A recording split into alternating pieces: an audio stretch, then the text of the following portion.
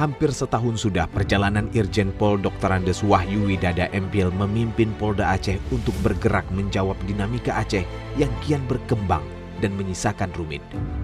Meskipun sebagai orang baru di Aceh, berbagai masalah silih berganti datang bertubi-tubi menguji kinerja jenderal yang menyandang gelar Adi Makayasa atau lulusan Akpol terbaik ini untuk menggerakkan seluruh tenaga dan pikirannya dalam memimpin 14.000 personelnya bergerak turun melintingkan lengan baju, bahu-membahu menuntaskan permasalahan yang terjadi di masyarakat. Lantas, bagaimana arti Aceh sendiri bagi jenderal yang akrab disapa Pak Wahyu ini? Serta bagaimana pengalaman pertama saat beliau berdinas di Aceh?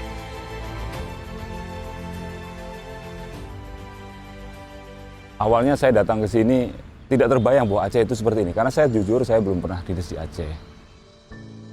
Pada saat itu saya ada rasa gamang, mampukah saya akan membawa Polda Aceh ini menjadi Polda yang berprestasi. Karena saya belum pernah dinas di sini, saya belum mengenal karakter orang-orangnya, saya belum pernah mengenal masyarakatnya. Termasuk saya tidak mengenal juga dengan anggota-anggota saya. Nah, kondisi-kondisi ini kan wajar kalau membuat seorang pemimpin itu memiliki kegamangan. Kira-kira mereka mendukung saya enggak ya? Apalagi selama ini kan ada permasalahan-permasalahan di sini yang belum terselesaikan. Nah, oleh karena itu, saya secara pribadi melakukan hal-hal supaya lebih cepat mengenal Aceh ini. Nah, inilah langkah-langkah yang saya lakukan untuk lebih cepat mengenal Aceh. Ya, salah satunya melalui buku. Saya membaca buku, saya mengenal apa itu orang Aceh, siapa itu orang Aceh, apa itu Aceh, bagaimana perjuangan Aceh. Saya ingin mengenal bagaimana masyarakat Aceh hidup dan berkehidupan di sini. Dari buku-buku yang saya baca itu muncul referensi-referensi dan akhirnya saya menjadi lebih mengenal lagi, dan semakin saya mengenal Aceh, semakin saya jatuh cinta dengan Aceh, semakin saya menyayangi Aceh. Karena kalau kita melihat tanah Aceh adalah tanah yang mulia, tanahnya para aulia. Di sini berdiri kerajaan Islam besar pertama di Indonesia, sehingga wajar. Dan memang Aceh sebagai Serambi Mekah, itu hal yang wajar. Karena di sinilah peradaban Islam pertama kali masuk dan menjadi besar, dimulai dari Aceh. Kesan saya secara pribadi, Aceh ini adalah tanah yang, wilayah yang sangat kaya. Dari segi budaya beraneka ragam. Kita baru mengenal di sini ada bermacam-macam etnis juga ada di sini, tidak hanya Aceh. Ada Gayo, ada yang di Tamiang, ada Melayu, dan ini berbaur. Satu hal yang kadang-kadang menarik. Dulu saya datang ke sini, saya bilang sama istri saya, nanti di Aceh pakai jilbab, kemana-mana harus pakai hijab. Kalau orang Muslim. Terus ada temennya nanya juga, kalau yang Nasrani, karena ketidaktahuan saya bilang, ya pakai hijab juga. Nah, ini kan, kenapa kau pakai hijab? Ya, ternyata setelah sampai sini tidak. Saya bayangkan bahwa di sini dulu Aceh itu orang yang sangat fanatik dengan agama yang tidak membolehkan agama lain. Ternyata tidak. Di sini ada gereja. Begitu sampai di sini saya berkenalan dengan teman-teman saya yang etnis lain. Etnis Tionghoa yang ada di sini, kita juga berkenalan, kita juga pernah ada di sini mereka, dan mereka juga hidup nyaman juga. Ini hal yang luar biasa. Sesuai data yang diperoleh, Polda Aceh tahun ini menunjukkan prestasi yang luar biasa. Perang Polda Aceh terhadap narkoba yang digembar-gemborkan bukan isapan jempol belaka.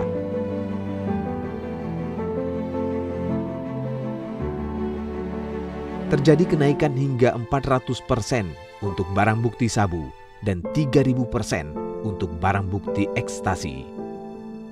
Ini berarti Polda Aceh telah menyelamatkan sekitar 1.876.000 jiwa atau sejumlah 34% dari total populasi masyarakat Aceh secara keseluruhan dari dampak negatif narkoba.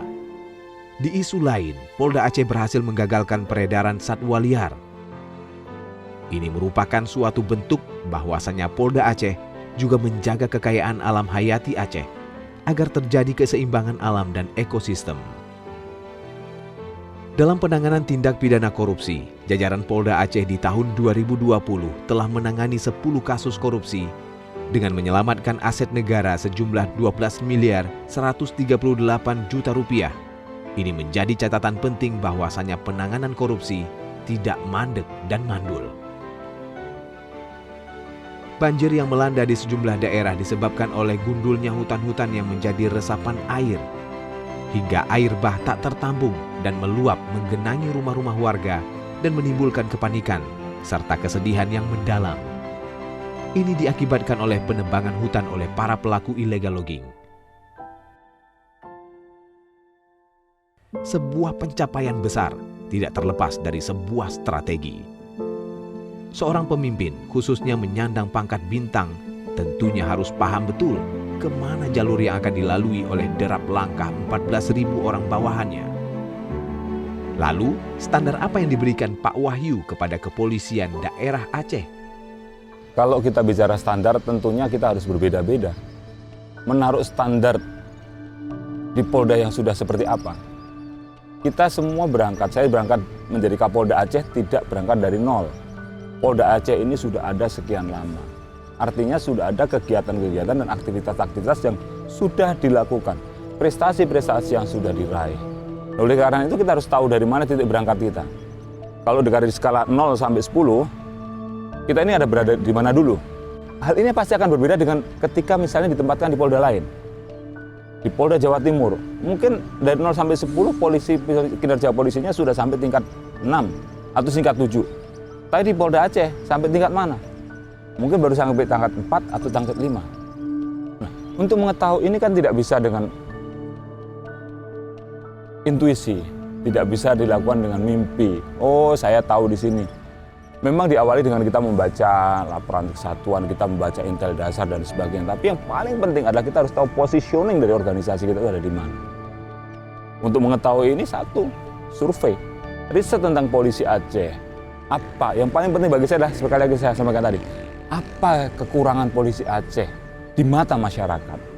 Di awal kepemimpinannya, Kapolda Aceh Irjen Pol Dr. Andes Wahyu Widada MPil telah melakukan riset kepada masyarakat dan personilnya. Riset tersebut tentang menakar persepsi publik terhadap kinerja kepolisian Aceh tahun 2020 dan diterbitkan dalam sebuah buku. Bagaimana hasilnya? Hasilnya adalah publik belum begitu mengandalkan kepolisian, atau dengan kata lain, kepolisian daerah Aceh non-reliable terhadap tugas kepolisian selaku pelindung pengayom dan pelayan masyarakat, serta kurang tereksposnya kinerja Polri di ruang publik. Hal ini tentunya menjadi pekerjaan rumah yang berat bagi Kapolda Aceh yang baru dilantik pada saat itu, dalam memberikan kontribusinya kepada masyarakat Aceh yang sedang membangun kembali peradabannya. Kalau dari 4 sampai 10, tidak mungkin saya langsung tetapkan standar saya 10. Nggak akan tercapai. Kita realistis saja. Tetapi bagaimana kita melangkah setapak demi setapak untuk maju. Yang paling penting adalah bagaimana kita bisa menetapkan targeting. Aceh merupakan sebuah bangsa yang amat kaya, baik secara historis, etnologi, budaya, maupun sumber daya alam yang terkandungnya. Bahkan Aceh memiliki keistimewaan dengan digulirkannya dana otonomi khusus oleh pemerintah pusat hingga 82,13 triliun yang diterima dari 2008 hingga saat ini. Namun di dalam perjalanannya, Aceh mengalami masa-masa yang kelam seperti konflik, bencana tsunami, dan beberapa korupsi yang menyisakan kisah. Bahkan menurut BPS di tahun 2019, Aceh mendapat ranking 1 termiskin di Sumatera dan ranking 6 di Indonesia. Meskipun di bulan Maret 2020, menurut BPS, hanya tersisa 814,91 ribu penduduk miskin di Aceh. Hal ini menimbulkan tanda tanya, ada masalah apa sesungguhnya di Nanggro Aceh tercinta ini? Problem yang ada terjadi di sini adalah problem jarak psikologis antara pemimpin dengan masyarakatnya.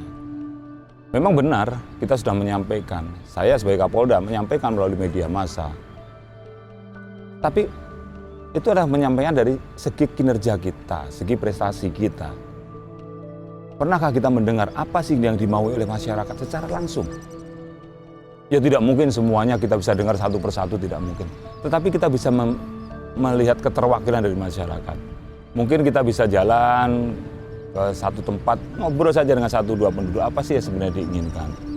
Itu yang ingin kita bangun adalah bagaimana komunikasi langsung antara polisi dengan masyarakat sehingga tidak ada barrier di situ. Membangun hubungan polisi dan masyarakat dalam satu kesetaraan. Polisi adalah masyarakat, masyarakat adalah polisi. Kita harus tahu semua bahwa police is a shadow of society. Jadi polisi ada bayang-bayang masyarakat. Di mana masyarakat ada, di situ ada polisi. Di mana ada polisi, itu ada masyarakat. Sehingga kita ini nggak bisa terpisahkan antara seperti ikan dengan air. Tidak bisa terpisahkan. Sehingga harus menyatu, harus mencari informasi. Oleh karena itu kalau saya misalnya turun ke bawah, bicara, kadang-kadang saya bicara dengan anak-anak kecil. Hanya sekedar menyapa. Tapi coba lihat, saya paling suka melihat ekspresinya. Bagaimana mereka menunjukkan kegembiraan.